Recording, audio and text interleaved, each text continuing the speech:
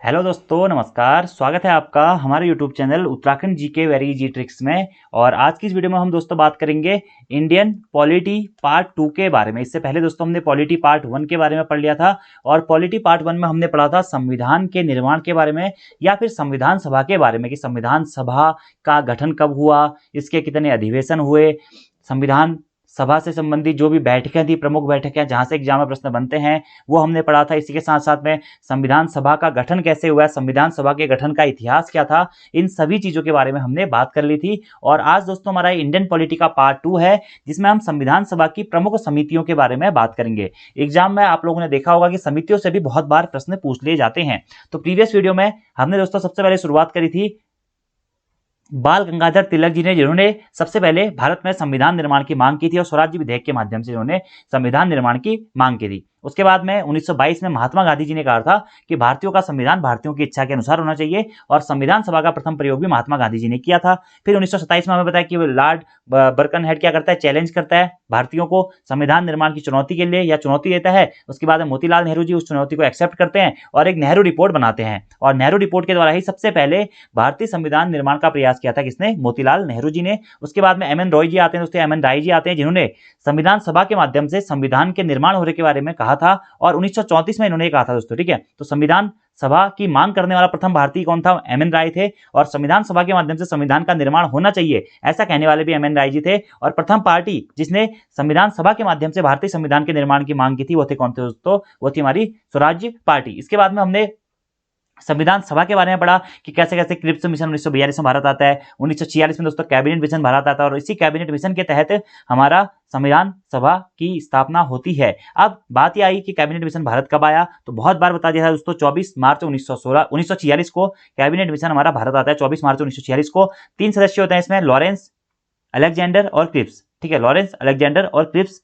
बाकी इसके कुछ प्रावधान थे वो मैंने आप लोगों को बता दिए थे। इसी के साथ साथ हमने संविधान सभा की जो हमारी प्रमुख बैठकें थी कैबिनेट मिशन के साथ साथ में संविधान सभा की प्रथम बैठक या स्थापना 9 दिसंबर 1946, दूसरी बैठक 11 दिसंबर 1946, तीसरी बैठक 13 दिसंबर 1946 और तीसरी बैठक में उद्देश्य प्रस्ताव रखा जाता है और उस उद्देश्य प्रस्ताव को फिर हमारा 22 जनवरी 1947 को संविधान सभा के द्वारा स्वीकृत किया जाता है और वही उद्देश्य प्रस्ताव वर्तमान में हमारी क्या है, प्रस्तावना है। उसके बाद में हमने कुछ बेसिक से फैक्ट बात करी थी कि भारतीय के संविधान को बनाने में कितना समय लगा था, विधिवत रूप से कब लागू हुआ था और पूर्णतः रूप से कब लागू हुआ था, और इससे संबंधित प्रश्नों के बारे में भी हमने पढ़ लिया था। तो आज हमारा इंडियन पॉलिटी का दोस्तों पार्ट 2 है और छोटा सा टॉपिक है, उतना बड़ा टॉपिक नहीं है। यह है संविधान सभा की प्रमुख समितियां। अब समितियों में जाने से पहले मैं आप लोगों को थोड़ा सा एक दो पॉइंट बताना चाहूंगा दोस्तों। सबसे पहला, अगर मैं प्रश्न की बात करूं तो प्रश्न के माध्यम से बताता हूं आपको कि भारतीय संविधान के प्रारूप निर्माता के रूप में किसे जाना जाता है? क्या भारतीय संविधान का प्रारूप निर्माता, तो भारतीय संविधान के प्रारूप निर्माता के रूप में जाना जाता है दोस्तों किसको?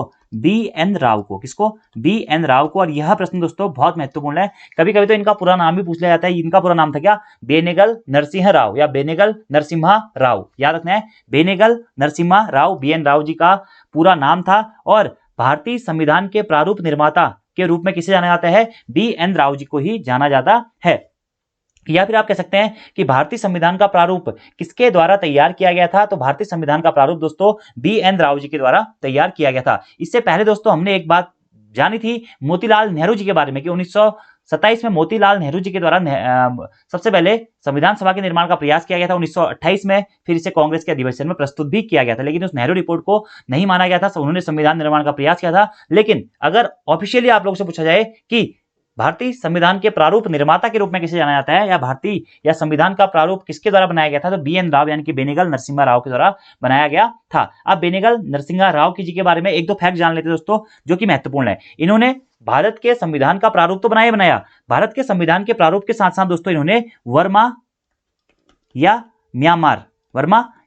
म्यांमार के संविधान का भी निर्माण किया। तो प्रश्न आपसे पूछा जाता है कि किसके द्वारा वर्मा और म्यांमार के संविधान का निर्माण किया गया है? दोस्तों बी.एन. राव जी के द्वारा किया गया था। ठीक है, और ये कोलकाता हाईकोर्ट में दोस्तों, कोलकाता हाईकोर्ट में ये न्यायाधीश भी रह चुके थे। ठीक है, इसी के साथ साथ दोस्तों जम्मू कश्मीर में जब ये जम्मू कश्मीर के मुख्यमंत्री भी रह चुके थे। और यूएनओ में भारत का प्रतिनिधित्व किसके द्वारा किया गया दोस्तों? तो यूएनओ में भारत का प्रतिनिधित्व करने वाले भी कौन थे? बी.एन. राव यानी कि बेनेगल नरसिम्हा राव जी ही थे। इसी के साथ साथ एक और फैक्ट यहां से इंपोर्टेंट जो बनता है वो बनता है कि अंतर्राष्ट्रीय न्यायालय जो कि हमारा द हेग नीदरलैंड में स्थित है, तो अंतर्राष्ट्रीय न्यायालय में प्रतिनिधित्व करने वाले प्रथम भारतीय व्यक्ति कौन थे? तो अंतर्राष्ट्रीय न्यायालय में प्रतिनिधित्व करने वाले प्रथम भारतीय व्यक्ति या न्यायाधीश कौन थे दोस्तों? वो थे BN राव, यानी कि बेनेगल नरसिम्हा राव जी। और ये अंतर्राष्ट्रीय न्यायालय हमारा कहां स्थित है? द हेग नीदरलैंड में स्थित है। तो BN राव से जितने महत्वपूर्ण प्रश्न थे मैंने आपको बता दिए कि भारतीय संविधान के प्रारूप निर्माता के रूप में जाना जाता है, जम्मू कश्मीर के प्रधानमंत्री भी रह चुके हैं वर्मा, और म्यांमार का संविधान भी उन्होंने निर्माण किया था, कलकत्ता हाईकोर्ट में चीफ जस्टिस भी रहे थे, अंतर्राष्ट्रीय न्यायालय में प्रतिनिधित्व करने वाले प्रथम भारतीय व्यक्ति भी थे, और यूएनओ में भारत का प्रतिनिधित्व भी इनके द्वारा किया गया था। ठीक है, अब यहां से बात आती है दोस्तों कि BN राव क्या संविधान सभा के सदस्य थे? नहीं दोस्तों, BN राव जी संविधान सभा के सदस्य नहीं थे। तो संविधान सभा के सदस्य नहीं थे, क्या थे? संवैधानिक सलाहकार थे। क्या? संवैधानिक क्या थे? संवैधानिक सलाहकार थे। ठीक है, तो 1946 में BN राव जी की नियुक्ति संवैधानिक सलाहकार के रूप में की गई थी, लेकिन ये क्या थे? संविधान सभा के सदस्य नहीं थे। इतने पॉइंट आपको BN राव जी से याद रखने हैं कि भारतीय संविधान का प्रारूप किसके द्वारा बनाया गया था? BN राव जी के द्वारा भारतीय संविधान का प्रारूप बनाया गया था। अब तो आप प्रारूप तैयार हो गया दोस्तों, तो अब संविधान सभा के गठन के लिए कौन कौन सी समितियां बनी थी इनके बारे में हम बात कर लेते हैं। तो संविधान सभा के गठन के लिए कौन कौन सी समितियां बनी थी? इसमें सबसे पहली समिति है दोस्तों, बहुत सारी समितियां बनी थी, सबके बारे में बात करेंगे। सबसे पहली और सबसे महत्वपूर्ण समिति के बारे में बात करें तो वो थी दोस्तों कौन सी? हमारी प्रारूप समिति। क्या? प्रारूप समिति। याद रखना है आपको दोस्तों, प्रारूप समिति संविधान सभा के निर्माण के लिए गठित की गई सबसे प्रमुख समिति थी, जहां से एग्जाम में बहुत प्रश्न पूछे जाते हैं। VVIMP है प्रारूप समिति। ठीक है, प्रारूप समिति को दोस्तों अन्य किस किस नाम से जाना जाता है? इसी प्रारूप समिति को दोस्तों ड्राफ्ट कमेटी के नाम से भी जाना जाता है। क्या? Draft committee. इसी के साथ साथ में दोस्तों इसको पांडुलेखन समिति के नाम से भी जाना जाता है। क्या? पांडुलेखन समिति के नाम से भी हमारे प्रारूप समिति को जाना जाता है।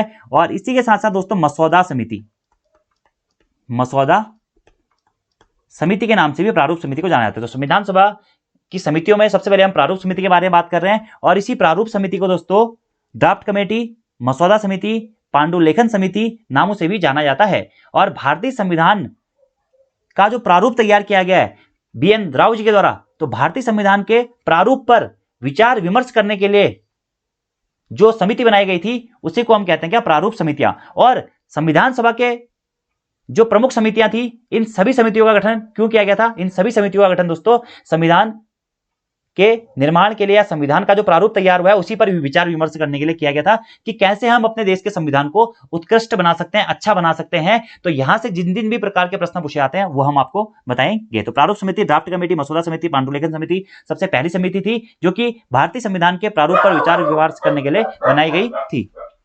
तो चलिए दोस्तों शुरू करते हैं प्रारूप समिति के बारे में। तो मैंने आपको बता दिया कि भारतीय संविधान के प्रारूप पर विचार विमर्श करने हेतु बनी समिति थी हमारी प्रारूप समिति, और BN राव जी के द्वारा जो प्रारूप तैयार किया गया था उसी प्रारूप पर विचार विमर्श करने के लिए हमारी ये प्रारूप समिति का गठन किया गया था। अब ये प्रारूप समिति का पूरा नाम क्या था? कभी कभी तो आपसे दोस्तों एग्जाम में यही प्रश्न पूछ देता है कि ये प्रारूप समिति जो थी इसका पूरा नाम क्या था? तो प्रारूप समिति का पूरा नाम था संविधान की समीक्षा समिति। याद रख लीजिएगा दोस्तों, कभी कभी पूछा जा सकता है। क्या? संविधान की समीक्षा समिति प्रारूप समिति का पूरा नाम था। अब प्रारूप समिति का गठन दोस्तों किसकी सिफारिश पर किया गया था? प्रश्न कभी कभी पूछ जाता है कि सबसे पहले मैं आपको बता दूं कि प्रारूप समिति का गठन कब हुआ था। तो प्रारूप समिति का गठन हुआ था 29 अगस्त 1947 को। कब हुआ था?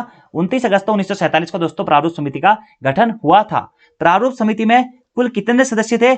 तो प्रारूप समिति में दोस्तों कुल 7 सदस्य थे, और ये 7 के 7 सदस्यों के नाम आपको याद रखने हैं। PCS, लोअर PCS, IAS में बहुत बार ये सदस्यों से भी प्रश्न पूछे गए हैं। अब प्रारूप समिति का गठन हो गया 29 अगस्त 1947 को। कुल सदस्य संख्या थी कितनी इसमें? 7। अब यहां से दोस्तों एक और हमारा प्रश्न पूछा जाता है कि प्रारूप समिति का गठन किसकी सिफारिश पर किया गया था, यानी कि प्रारूप समिति का गठन किसकी सिफारिश पर किया गया था? तो यह किया गया था दोस्तों 2 सिफारिशें आपको इसमें याद रखनी है। एक तो है सत्यनारायण सिन्हा, सत्यनारायण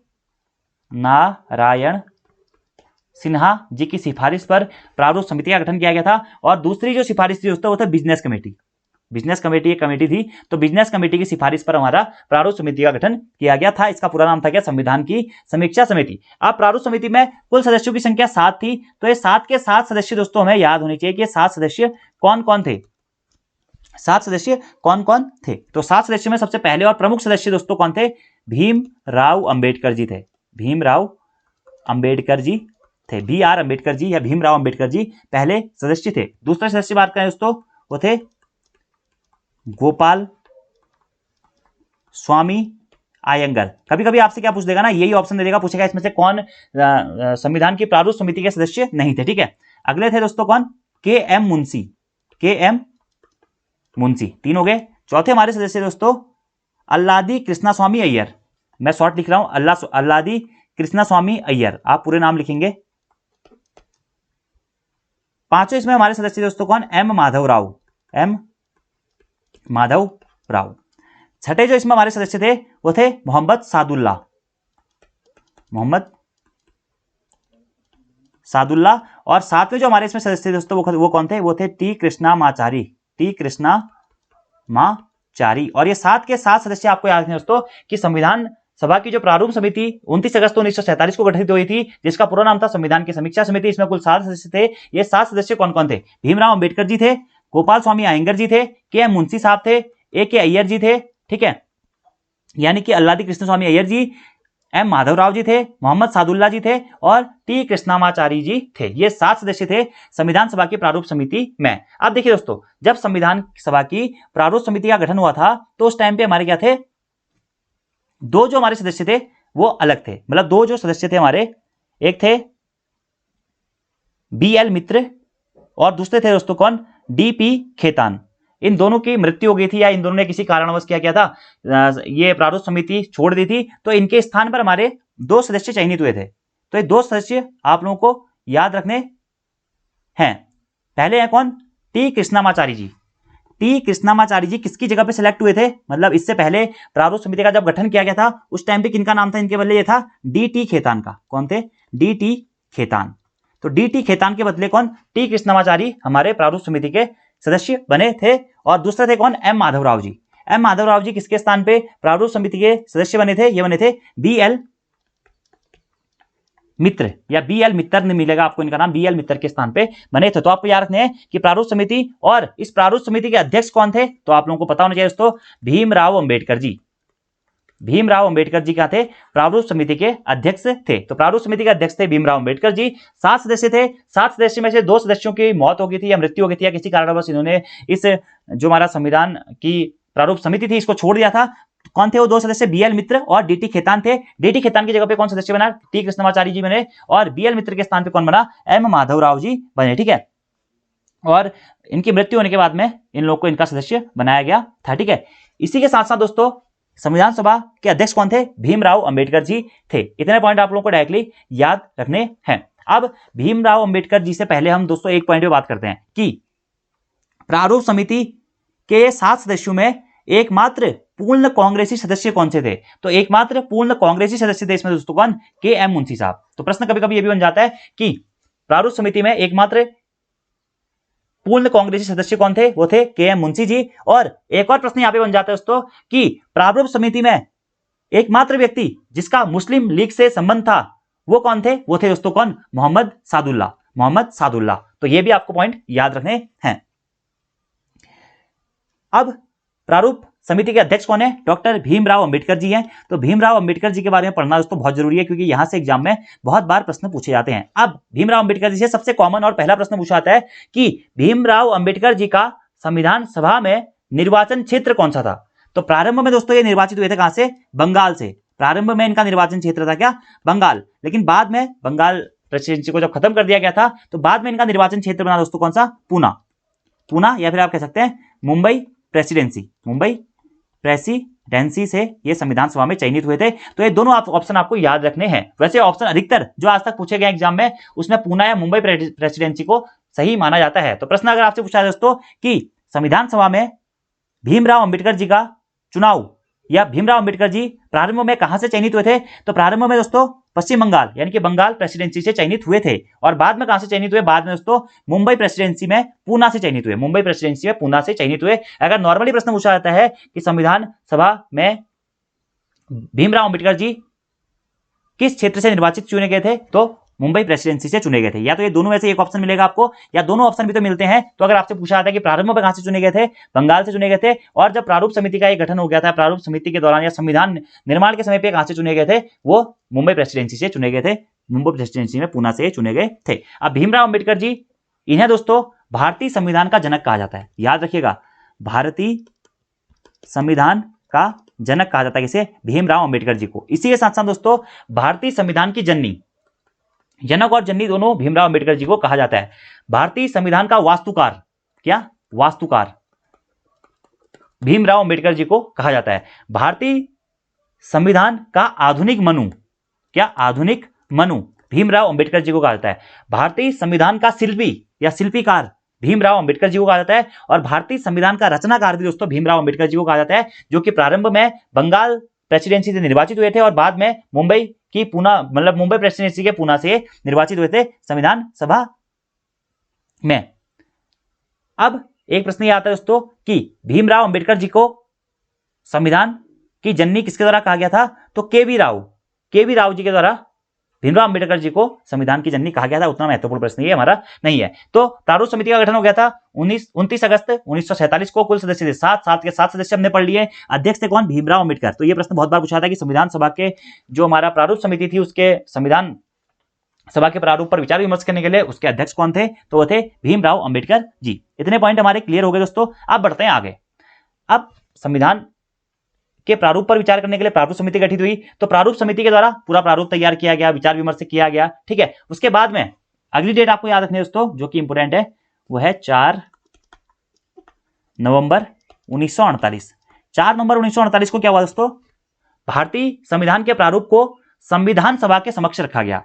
अब यहां से ये चीजें इंपोर्टेंट आ जाती हैं। प्रारूप तैयार किया था दोस्तों किसने, प्रारूप तैयार किया था भारतीय संविधान का बीएन राव जी ने, बेनेगल नरसिम्हा राव जी ने तैयार किया था। उसके बाद में प्रारूप समिति के द्वारा उसके प्रारूप का अध्ययन किया गया, या उसके संविधान के प्रारूप सही बनाया नहीं बनाया, या उस पर विचार विमर्श किया गया।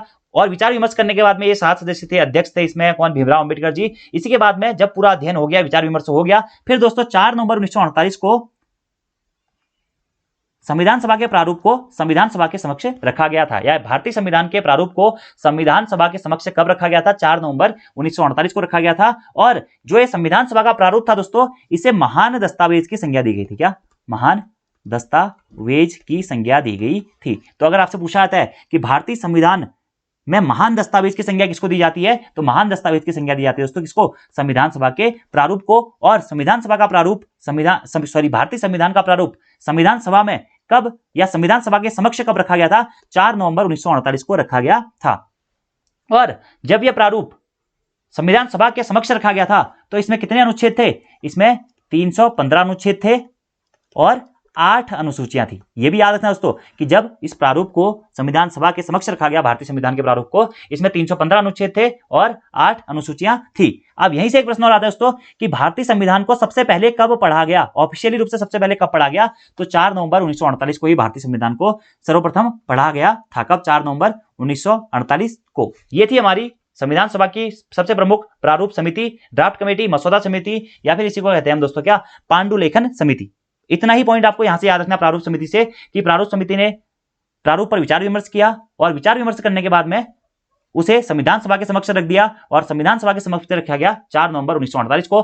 सदस्य थे 7 सदस्य थे, सभी के नाम बता दिए और अध्यक्ष के बारे में बता दिया। अध्यक्ष का निर्वाचन भी बता दिया, पहले बंगाल से हुआ था और बाद में मुंबई प्रेसिडेंसी पूना से इनका चयन हुआ था। अब कुछ और समितियों के बारे में बात करते हैं दोस्तों। अगली थी हमारी कौन सी समिति, झंडा समिति, जहां से एग्जाम में प्रश्न बनते हैं।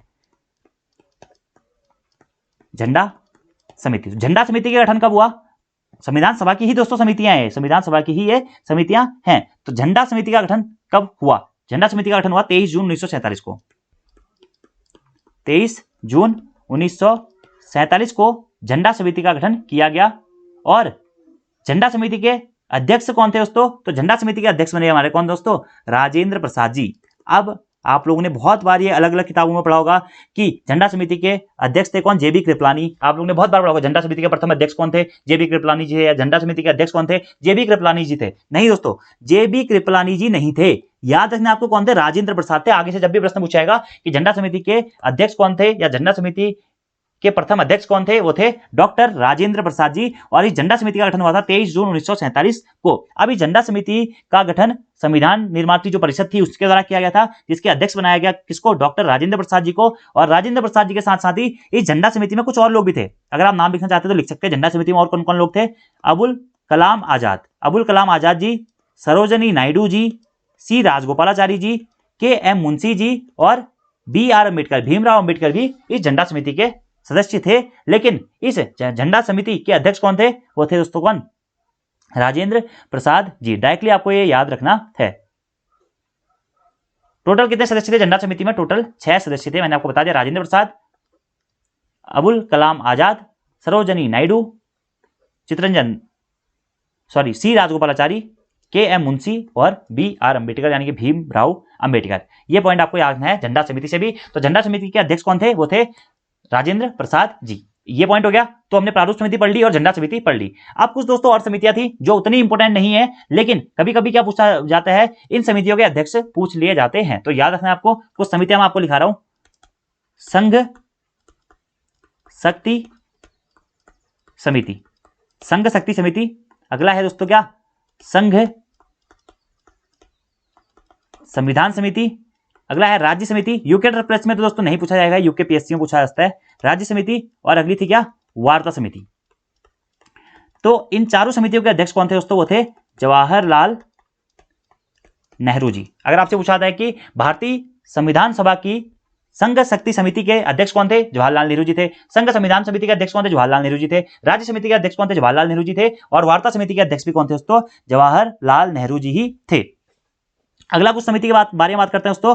भारतीय संविधान के अंतर्गत नियम समिति,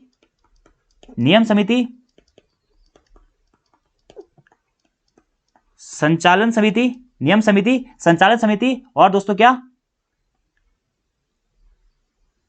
झंडा समिति, झंडा समिति।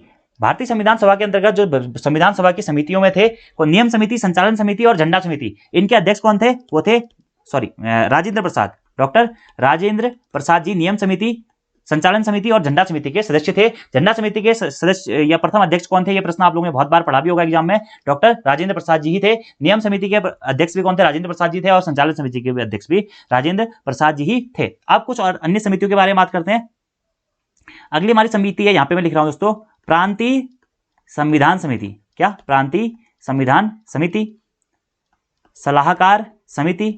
आप देखिए दोस्तों, संघ संविधान समिति के अध्यक्ष कौन है? जवाहरलाल नेहरू जी हैं, लेकिन ये प्रांतीय संविधान समिति की मैं बात कर रहा हूं। आप लोग सही से लिखेंगे, ठीक है। अगला सलाहकार समिति और अगला है मूल अधिकार तथा अल्पसंख्यकों की समिति।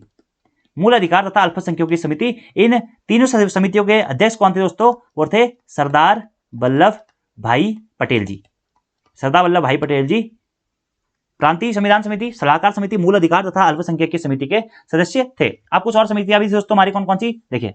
अगली थी हमारी कौन सी? सदन समिति, सदन समिति। तो सदन समिति के अध्यक्ष कौन थे? ये थे पट्टारी या पट्टा मी सीतारमैया। क्या? पट्टा मी सीतारमैया। तो सीतारमैया जी से याद रखिएगा कि सदन समिति के अध्यक्ष कौन थे? पट्टारी सीतारमैया जी थे। अगला है परिचय पत्र समिति, परिचय पत्र समिति। तो परिचय पत्र समिति के अध्यक्ष कौन थे? ये थे अल्लादी कृष्ण स्वामी अय्यर। अल्लादी कृष्ण स्वामी अय्यर परिचय पत्र समिति के अध्यक्ष थे। अगला है संविधान के लिए कार्यों की समिति। तो संविधान के लिए कार्यों की समिति के अध्यक्ष कौन थे? ये थे दोस्तों G V Mavalankar ji, G V Mavalankar ji. और अगला कार्य संचालन समिति, कार्य संचालन समिति के अध्यक्ष कौन थे? ये थे दोस्तों कौन? के एम मुंशी जी, के एम मुंशी जी। तो संविधान सभा की जितनी भी समितियां थी जो इंपोर्टेंट है एग्जाम में पूछी जाती दोस्तों, वो मैंने आप लोगों को बता दिया है। बाकी सलाहकार समिति के अध्यक्ष कौन थे? तो सलाहकार समिति के अध्यक्ष दोस्तों कौन? सरदार वल्लभ भाई पटेल जी। अब इस सलाहकार समिति भी वैसे दो टाइप की दोस्तों, एक थी मूल अधिकार से संबंधित उप समिति और दूसरी थी अल्पसंख्यक से संबंधित उप समिति, ठीक है। तो सलाहकार समिति के अंतर्गत जो मूल अधिकार से संबंधित उप समिति थी, इसके अध्यक्ष थे कौन? जेबी कृपलानी जी। उतना इंपोर्टेंट नहीं है, बस सुन लीजिएगा आप। और दूसरा अल्पसंख्यक उप समिति जो थी, इसके अध्यक्ष थे कौन? एच सी मुखर्जी जी, ठीक है। बाकी संघ संविधान समिति या संघ शक्ति समिति जवाहरलाल नेहरू जी, प्रांतीय संविधान समिति सरदार वल्लभ भाई पटेल, संघ संविधान समिति के अध्यक्ष थे जवाहरलाल नेहरू जी। ये सारे फैक्ट्स आप लोगों ने एक साथ में लिख लिए होंगे। और दोस्तों संविधान समिति से इससे बाहर से प्रश्न हमारा नहीं पूछा जाता है। जितने पॉइंट मैंने आपको बताए इतने पॉइंट आप लोग याद रख लीजिएगा। अब कुछ हमारे एक दो बेसिक से फैक्ट और बचे हैं, उनके बारे में पढ़ लेते हैं। देखिए संविधान सभा का गठन भी हो गया, संविधान सभा की बैठकें भी हो गई थी। कल तो हमने संविधान का निर्माण भी कर दिया था, संविधान को लागू भी कर दिया था, संविधान को अंगीकृत भी कर दिया था, सब कुछ कर दिया था। लेकिन संविधान सभा की समितियां छोड़ दिया था, तो कुछ कुछ टॉपिक और छूट गए थे जो मैं यहाँ पे आपको करा देता हूँ। संविधान सभा के कार्य, तो संविधान सभा के दोस्तों दो प्रमुख कार्य थे, ये दो के दो कार्य मैं आपको बताता हूँ। एक था संविधान सभा के रूप में संविधान को बनाना, और दूसरा विधायिका के रूप में कानून बनाना। एक तो क्या था कि संविधान सभा के रूप में संविधान को बनाना, संविधान बनाना, और दूसरा कार्य था विधायिका के रूप में, विधायिका के रूप में कानून बनाना। अब यहां से दोस्तों आपके दो प्रश्न आते हैं, इसलिए मैंने आपको ये चीजें बताई। पहला प्रश्न है कि संविधान निर्माण के समय संविधान सभा की अध्यक्षता किसने करी थी? तो ये तो आप सभी लोगों को पता होगा। संविधान निर्माण के समय पे संविधान सभा की अध्यक्षता किसने करी थी? ये करी थी दोस्तों डॉक्टर राजेंद्र प्रसाद जी ने। किसने की थी? डॉक्टर राजेंद्र प्रसाद जी ने करी थी। और हमें पता है कि संविधान सभा के प्रथम निर्वाचित अध्यक्ष भी कौन थे? डॉक्टर राजेंद्र प्रसाद जी ही थे।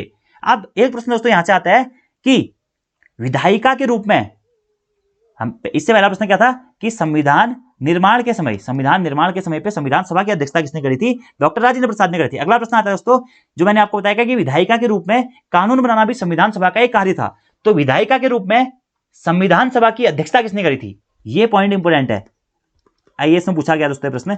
विधायिका के रूप में, यूके ट्रिपल्स में तो नहीं पूछा जाएगा, पीएससी में पूछने के चांसेस हैं, लोअर पीसीएस या अपर पीसीएस में। तो विधायिका के रूप में संविधान सभा की अध्यक्षता ये करी थी दोस्तों किसने? जीवी मावलंकर जी ने, जीवी मावलंकर जी ने। तो संविधान सभा की अध्यक्षता नॉर्मली संविधान निर्माण के परिप्रेक्ष्य में डॉक्टर राजेंद्र प्रसाद ने करी थी, और विधायिका के रूप में संविधान सभा की अध्यक्षता करी थी किसने? जीवी मावलंकर जी ने।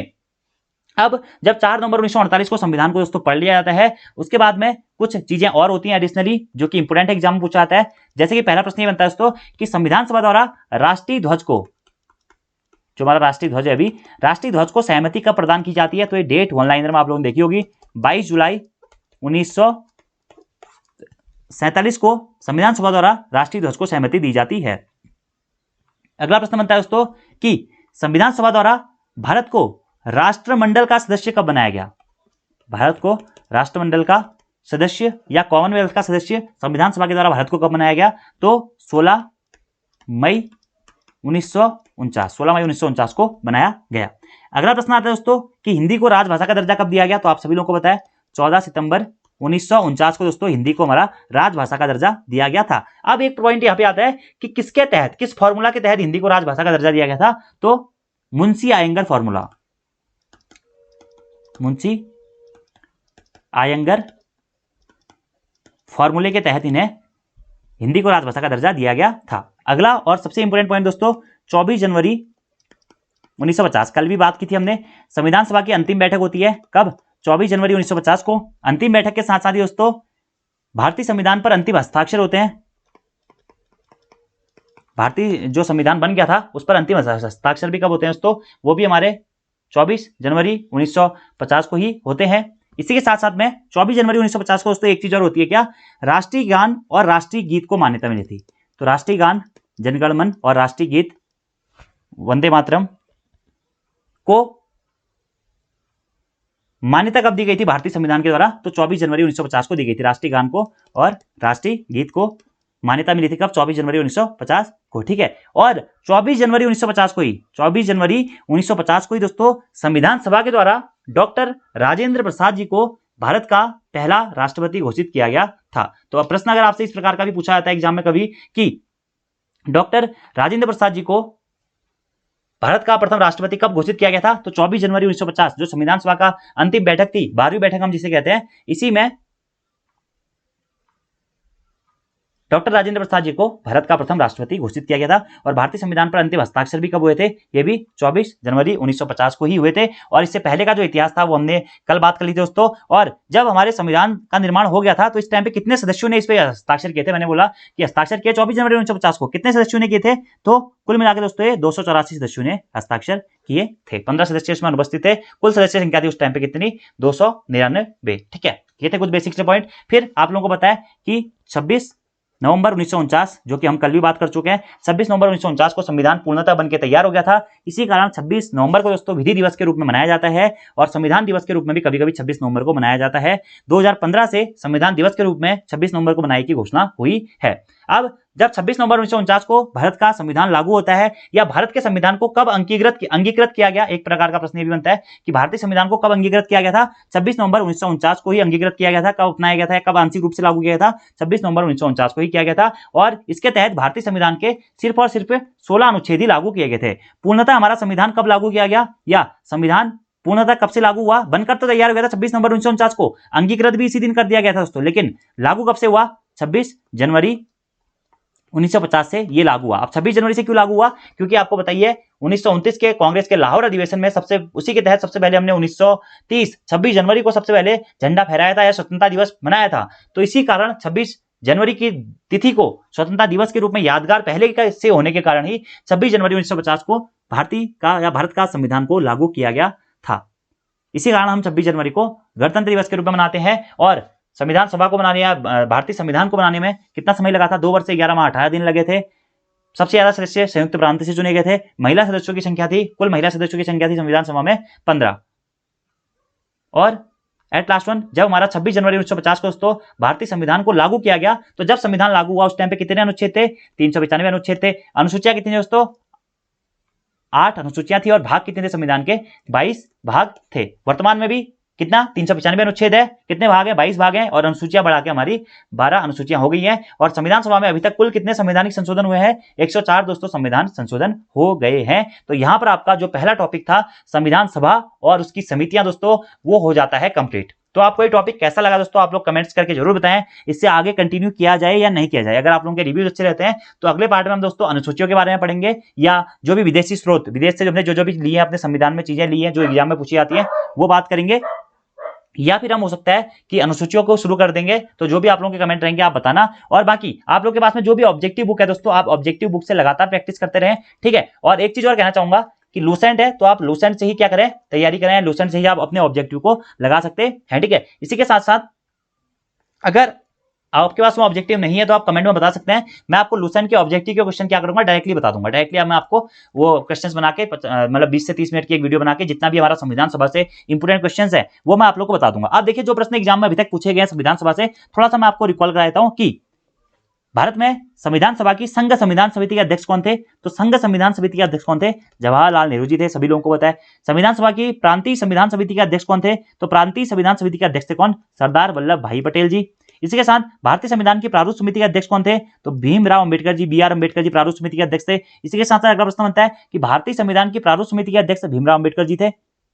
और संविधान सभा द्वारा स्थापित मौलिक अधिकारों और अल्पसंख्यकों हेतु जो सलाहकार समिति थी, इसके अध्यक्ष कौन थे? सरदार वल्लभ भाई पटेल जी थे।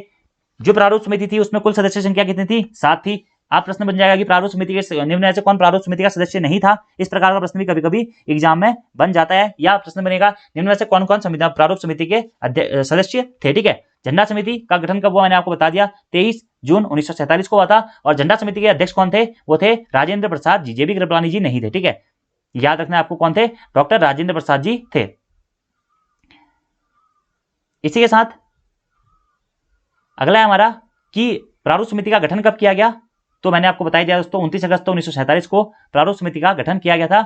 और संविधान की जो पांडुलेखन समिति थी वो कौन सी थी? पांडुलेखन समिति भी दोस्तों कौन सी थी? प्रारूप समिति ही थी। इतने पॉइंट आप लोगों ने पढ़ लिए होंगे। नॉर्मली जो आपके पास ऑब्जेक्टिव की किताब है वहां पे भी आपको ये चीजें मिल जाती हैं और जो अदर बुक्स हैं दोस्तों वहां पे भी आपको इस टाइप के सारे फैक्ट्स मिल जाते हैं, ठीक है। तो आज की वीडियो में इतना ही दोस्तों। Thank you, thanks for watching video. See you next time. मिलते हैं अपने नेक्स्ट वीडियो में नेक्स्ट पार्ट के साथ में। धन्यवाद।